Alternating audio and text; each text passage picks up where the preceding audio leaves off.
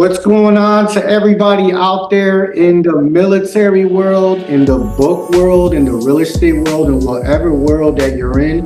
My name's Angel Escribano. Today I'm joined by retired Navy Master Chief, fellow retired Navy Master Chief Ron Umali, also a Century 21 realtor and mortgage broker as myself. And we have a really good friend, active duty Navy officer. He's also an author, just came out with his book, Homeless Unstoppable. And he's also a public inspirational motivational speaker, our brother, Mike Kwon. How's it going, Mike? Great, man. Great. I'm up here on the East Coast. Thank you for having me. Ron, Angel, you guys are my heroes. Every time I'm on social media, despite of, 3,000 miles away on this coast, just the things you guys are doing it's absolutely inspirational as well. Not just the fact that you guys reach your pinnacle tour, pinnacle rank as a Master Chief, which is less than 1%. You guys departed the military and you're still crushing it. So I think, and not to drag this conversation, but, I think, the Navy has definitely shifted its paradigm. I think we're in a world that we can do more instead of just, back in the days, I still remember where, sailors only had one pin. I remember Master Chiefs and certain folks only had one pin or maybe none. And so the reason why I bring that up, and I just think it's interesting to share that because, those days are gone now. All it took was one person to say, hey, you know what? I could get a pin too. As a junior said, I could get 2 board for a pin. And so that has definitely shifted where now people are not only a Master Chief retired in the United States Navy, but they could also pursue their dream as an entrepreneur. So, I'm honored to be here with you guys today. Thank you. Yeah. I appreciate you joining us, man. Ron and I want to get right into it. We had an awesome time reading your book, From Homeless to Unstoppable.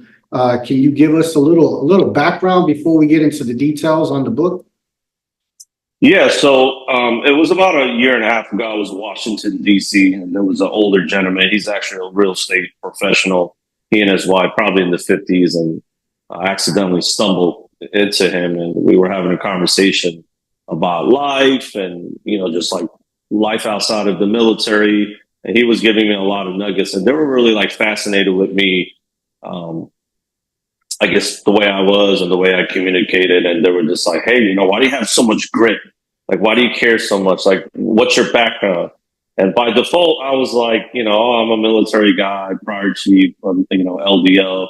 And they're like, no, we don't care for that. Not because they really don't care. They were like, who are you as a person, as a man? What was your childhood like? How was your family? How was your mom and your dad like? How did they raise you? Because you're one hell of a dude. And it kind of got emotional when they said that, because throughout my years, whether I got awards or promoted to chief or officer, it gets lonely. There's nobody to share. And I was really uncomfortable sharing. But fast forward, I was comfortable enough, I had talking to mentors at that time and start sharing my story. And it got a little uncomfortable, but it was worth it. And from there, they were like, hey, you should write a book. And help others, and somebody's going to pick up that book and hopefully take something away. So I had to really dig deep and find the courage inside myself to do it, because, and I'm sure you guys could relate as well, because none of us, really came from, from a silver spoon, but right. Growing up hard, whether you face homelessness or not, or grew up in poverty or single parent mother, I think we all equally can say that it's when we come from a background like that, we just have it in us to do well. And sometimes you don't want to make excuses. You don't want to have people feel sorry for us, hold a sign with a charity sign.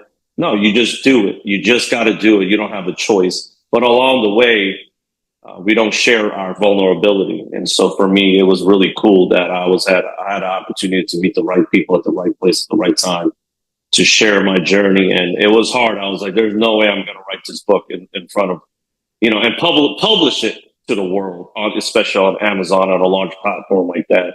But it was the right thing to do, and it was worth it. And I know you and I had several conversations one-on-one, and you encouraged me to do it.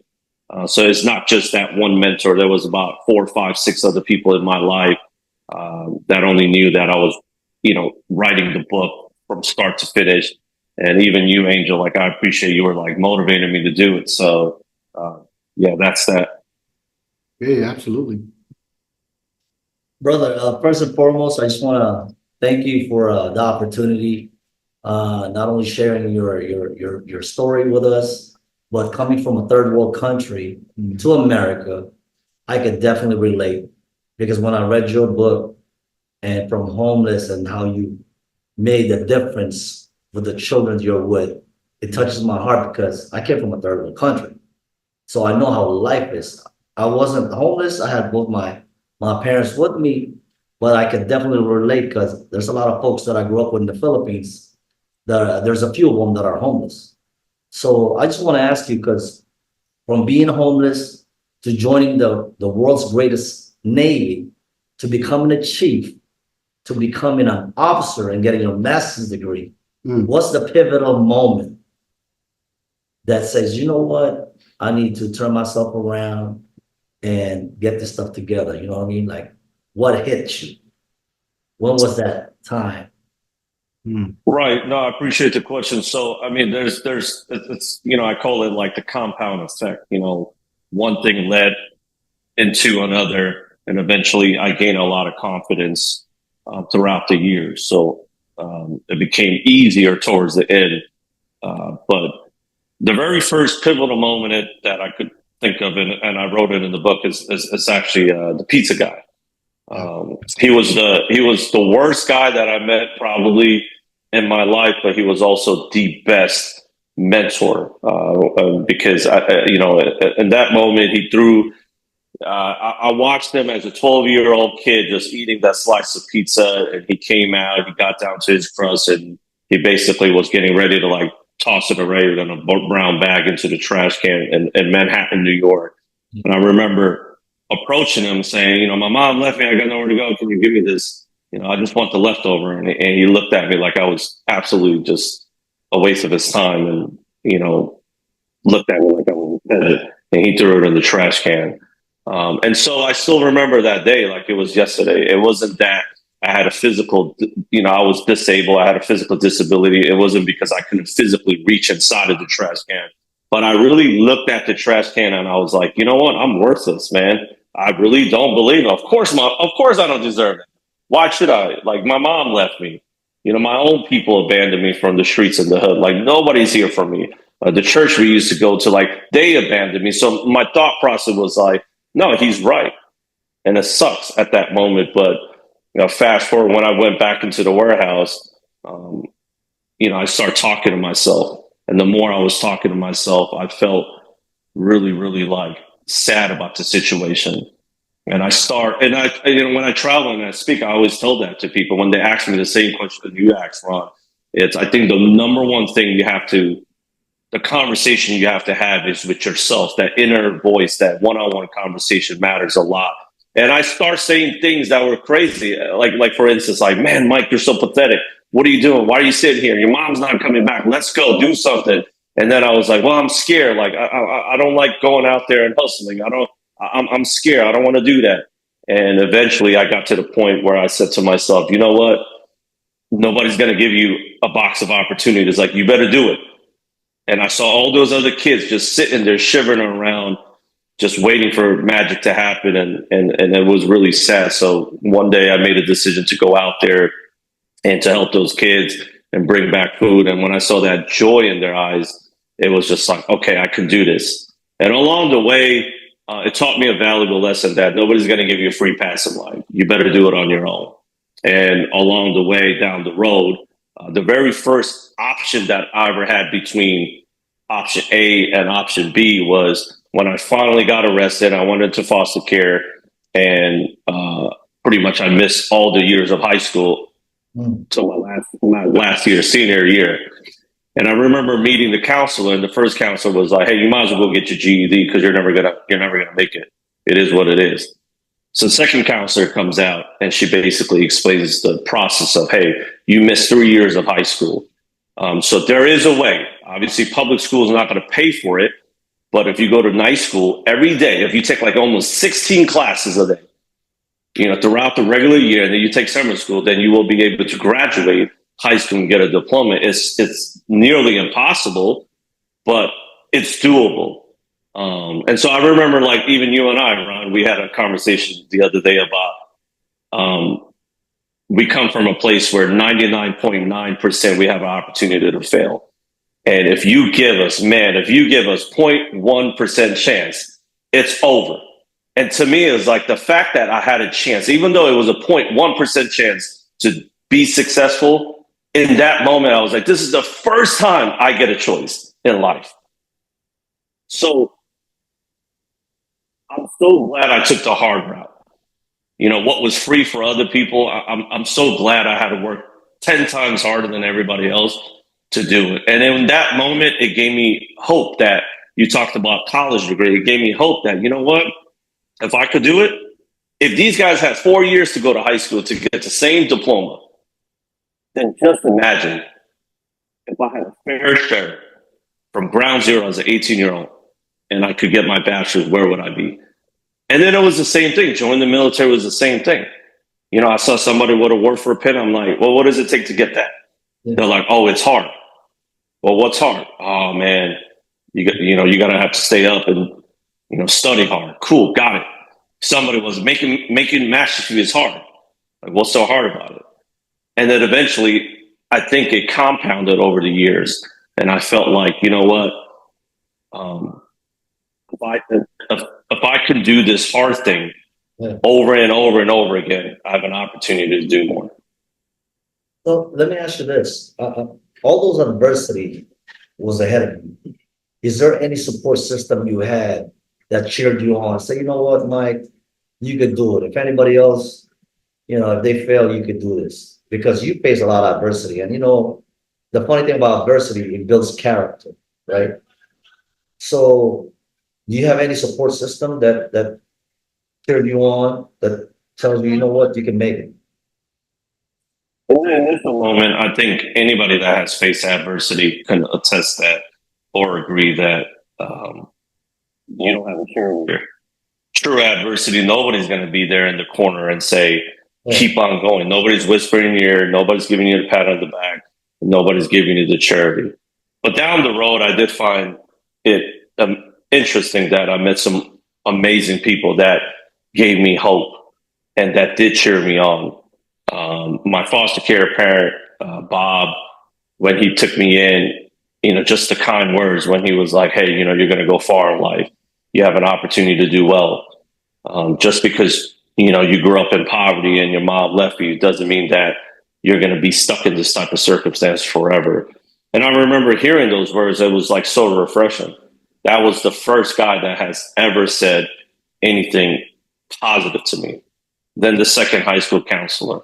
Then there were so many people, I joined the military and military, there's a lot of support system there. There were so many great like chiefs and master chiefs, LDOs that supported me, few line officers. Of course, I was junior at that time, but coming in, I remember like my department heads having a conversation with me. They were so willing to help. And I think if it wasn't for the Navy, I certainly wouldn't have excelled. Even the public speaking, even going out there coaching like different companies and helping people, I would not be here today if it wasn't the military. Because that's when I realized that, people could argue about the American system and, how, whether it's good or not. But the United States military really has given me so much tools, man. And so many mentors, even people like yourself and Angel. I mean, you are literally like few digits away from calling somebody who's done your job and that's willing to mentor you. And I never had to pay a dime. I never had to pay. I never, till this day, all the, wisdom that Angel has given me, like he never was like, hey man, I'll send you this cash app and, pay me money. Like it was never like that. So it was just fascinating to see that there were so many people willing to support, from my homeless journey to United States military. So since you mentioned the Navy, right? Because we're diehard military fan, Navy retired. So since you mentioned it, has it helped you in any way when it comes to your personal growth and development? what did it do? Right, it definitely gave me structure. You know, growing up in the New York, I mean, I was stealing, I was hustling, I was doing all sorts of bad things. You know, things that my mom, up until 12 years old, my mother was like, "Hey, don't cheat, don't lie, don't do these things." And I didn't have a choice when she left me but to do those things to survive. So even though there's levels of success, right? Like even though hustling or bustling was success, there was different ways to do it. Even obviously having a little bit of attitude, having a little bit of chip on my shoulder. You know, it's my way or the highway because this is how I grew up. Nobody's ever going to understand me. But there were just some really incredible amount of like khaki leadership in the military that understood me. And it's funny because they never really share their story. Even someone like you wouldn't, you know, if you were my matching at the time, you wouldn't be like, "Hey, you know, I grew up in the Philippines like that." It was just like, "Hey, Mike, come here, sit down. I need you to do X, Y, and Z. All right, I want you to do well." So there were so many people that has helped me build, structure. And there were other people like me. When I say other people like me in the enlisted community, I saw people like me who started from the bottom as an E1 with no college degree. And they got a bachelor's and a master's degree. You know, and to me, that was like the coolest thing that, you know, I come in the Navy and like literally 2 years ago, I was homeless, sleeping on a cardboard box. And then now they're like, "Hey, you're in charge. You're in charge of a working party or you're in charge of a maintenance evolution." And whatever I was in charge of, I was just blown away that the Navy could give you that much amount of responsibility to a kid that was just not so long ago sleeping on a cardboard box. And Navy was a blessing for me. Like in boot camp, I was smiling the whole time. I went from a cardboard box to they gave me a rack, you know, and a pair of clothes. And to me, it was amazing. And again, you know, I can't stress it enough. I had some great people that, you know, was part of my life that helped me do well. But again, I didn't really have role models, right? That's the other aspect of it. Like I didn't have role models.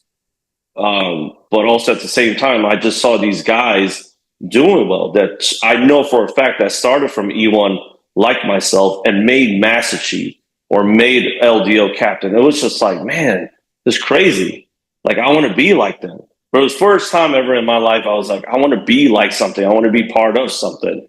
And I don't know where I was going, but I was willing to take that lift, regardless of where I was going to end up, whether it was level 2 or level 12 or level 22. I was willing to go.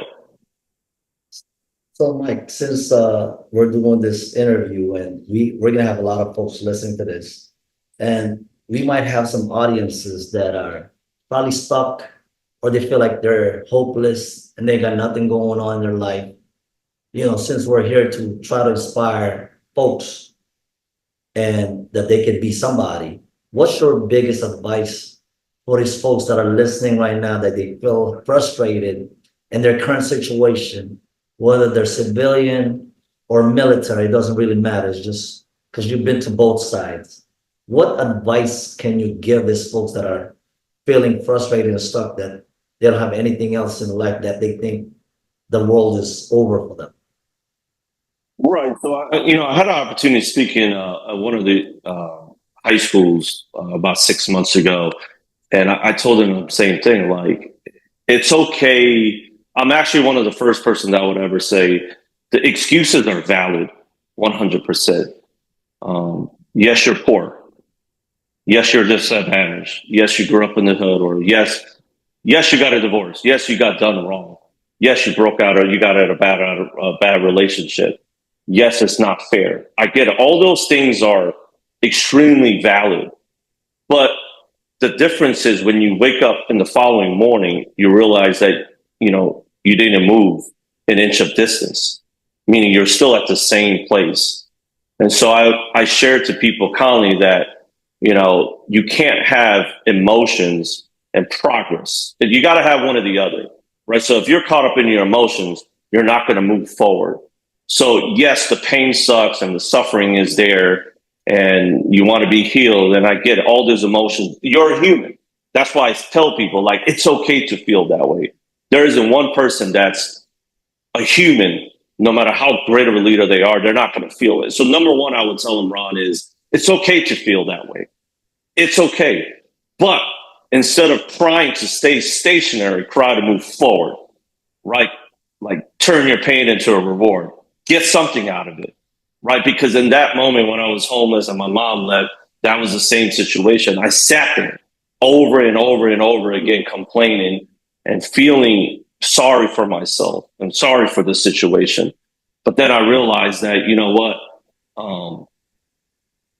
I had to dig deep and ask myself, okay, even though I'm going through these motions, what am I doing? I'm still here. And so I had to figure out a way to still push forward. And that was it for me. That one-on-one conversation I was saying earlier, telling myself, come on, man, you deserve better than this. Because in that moment, the more you're caught up in your emotion, you really believe that you're worthless, or you really believe that, you know, you can't move forward. So you got to really talk to yourself, put yourself in a different environment where you're surrounded by other people. I truly do believe, you know, proximity is power. When you're surrounded by like-minded people, other successful people, finding a mentor, things like that. But I realized that even me being in the hood or in the streets, no matter how much I wanted to get out of a place like that, or I wanted to do well, I also knew that I can't stay there because the people there weren't going to help me get to the next level. The military is the same way. You know, if you really want to be a chief, then you got to talk to a lot of chiefs. If you really want to be a master chief, you got to talk to a lot of master chiefs. If you want to be a businessman, then you got to talk to a lot of entrepreneurs. If you want to get into the commercial real estate, you can't say, oh, commercial is just hard. I guess we're never going to make it. You got to find friends in that industry. If you want to get into life insurance, you got to find friends in that industry. So sometimes it's not just the emotion aspect of it, but I think you also have to position yourself in a winning position. If not, you could have all the dreams or the goals you want. You're just never going to make it. I like how Ron had asked you about that pivotal little moment. You brought up the pizza guy, and we've all heard about the pizza guy with like Tom Brady when he got passed up so many times to fall to whatever 166 pick. We had all those pizza folks, Rudy, Sylvester Stallone, real life folks who say, no, you can't do this, or you'll never get accepted, or you can never enroll in this. I think a lot of people nowadays, they don't know the value of that pizza guy in their life, that doubter, that hater, that whatever. How much of a role do you think those people or those individuals play in a role? Is it as easy as, okay, you know what? He said I can't join. He said I can't do this. You just lit a fire up under my butt. Or is this something like, let me get away from that because that's going to create negative energy. I'm going to believe it. I would say it definitely created more of a fire for me, you know, to be constantly told no, constantly told you can't do something or you can't be somebody. I mean, it gets a little personal after a while, right? And again, you could believe that that's who you are, or you could tell yourself, you know what, like, first of all, like, I don't need your permission to tell me that I can or cannot be somebody. And so, again, when I travel, I talk about you don't need the universe's permission. You don't need the world's permission to be great. And going back to what Ron was saying, this ties in with what you're saying, Angel, is a lot of time we truly get stuck in that moment when we're going through something hard and we're waiting for some sort of a validation to kick in. Hey, Angel, you're a great guy. I know you're going through some hard time, but you know, you're a great guy. Keep on going. Like, you don't have a cheerleader in that moment. The only cheerleader is you, hopefully. Nobody's going to be like, hey, Ron, hey, bro, you grew up in a third world country, Philippines, man. And I'm sure there were people probably like, oh, guys like you is not going to make it in the military. Like, what? Master Chief, man, that's a long shot. You'll be lucky if you even retire as a first class. I'm sure those conversations were had to somebody and they discount those people. But again, you know, you don't need somebody's permission. And when that pizza guy told me that I didn't deserve it, like he gave me that permission to say that, you know what, you're not going to ever go far in life. That's how I took it as, until I went back to the warehouse that evening and I said to myself, you know what, man, it's okay, pizza guy. You know, I'm going to get out of this place. Like, I don't need your permission. And here I am, fast forward decades down the road, when I go to school not only I speak there, but I get Chick-fil-A gift cards and Jordan sneakers out, buying pizza. Not only I could buy it myself in New York City pizza, but now I could buy 8 slices of entire pie times 20 and give it to young kids out there. And to me, like, I use that as a motivation, man. It's like, you know what? Instead of hating on the pizza guy, instead of thinking about that guy 24/7 and being upset, that's the difference between emotions and progress. You got to cry to move forward, take that pain and move forward. And, you know, if my mother would ever, like, you know, see me today, I'm sure she would be proud. Like, that's my son. Instead of saying, oh, I still hate the pizza guy. Well, decades down the road, nothing changed. Well, I'm just a guy from Philippines. I'm never going to make it. Okay, you're 30 years down the road. You're in the same spot, dude. That's it. You never change. So I think you have to really find your purpose. Like I shared this the other day with somebody. You know, why do you want to buy a house? Oh, you know, I want to buy a house because, you know, our family could live there and etc. But the point of that was, you know, wanting a house is important, but the reason for wanting the house is a lot more important. Finding your why and your purpose. And for me, a lot of times I remember that pizza guy particularly, like, hey, it sucks to be in that position. Like, he told me no, but I don't need your permission, and I'll give my permission to go out there and be successful and achieve greatness. And again, you know, hopefully it could be an inspiration for a lot of the people who grew up with nothing, that you made a decision to say, you know what, I deserve more. I can do more. My spouse deserves more. I can do more. My kids, my children deserves more. You don't need somebody to tell you that you're able to make math sheets. I don't care if the quota's 1. If you're that good, you better make it. You know, I don't care if the interest rate is low. If you're that good, you better be able to sell homes.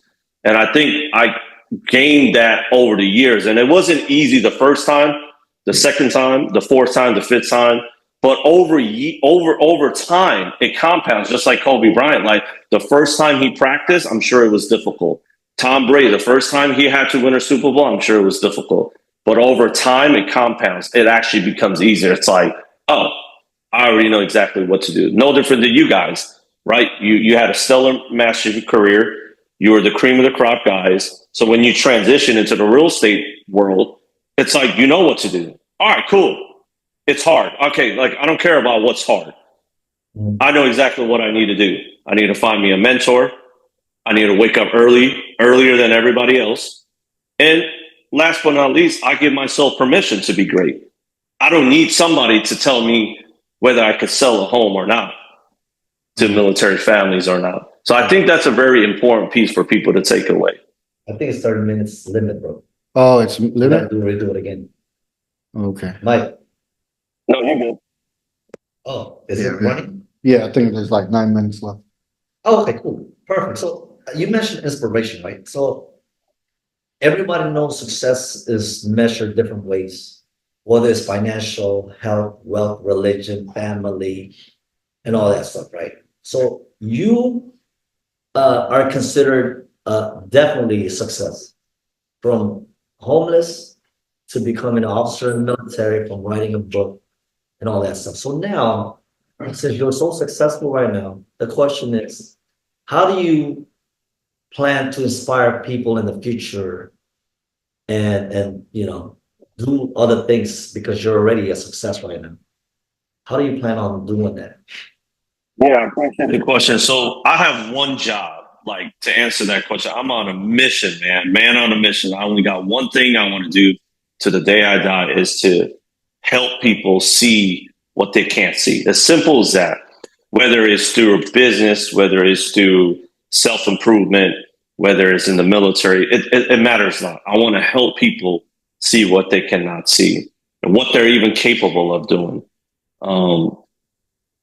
And I think sometimes I believe, like, until you face adversity, like, you're never going to meet the real you.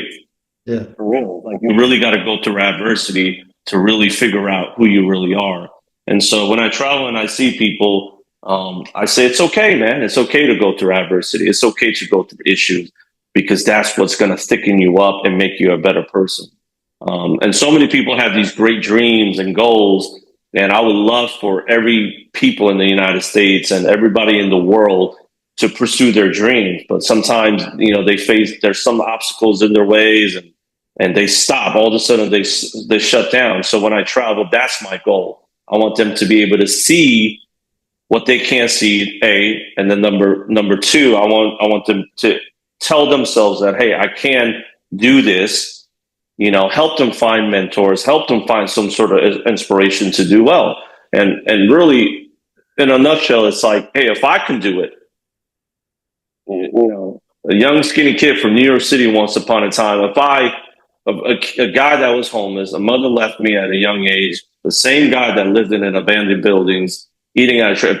If that kid could be here today, so can you guys. And I want people to hear that. And once they hear that, they're like, you know what, regardless of what it is that I'm going through, no matter how difficult it is, I have an opportunity to do well, whether it's military, whether it's entrepreneurship, whether it's getting a PhD, whatever it is that they want to do in life, I think they can do it. Amazing. So you mentioned adversity, right? You mentioned adversity, and it's amazing that you explained that. And what are, like in my head, folks that are listening, what are the lessons learned you have throughout this experience while facing these adversities and joining the military and all that stuff, writing this book? What are, give at least 3 lessons learned that you may have. Well, lesson number 1 is you can't have success and convenience. It just doesn't work that way. They're not on the same block. All right. And hello? Can you hear me?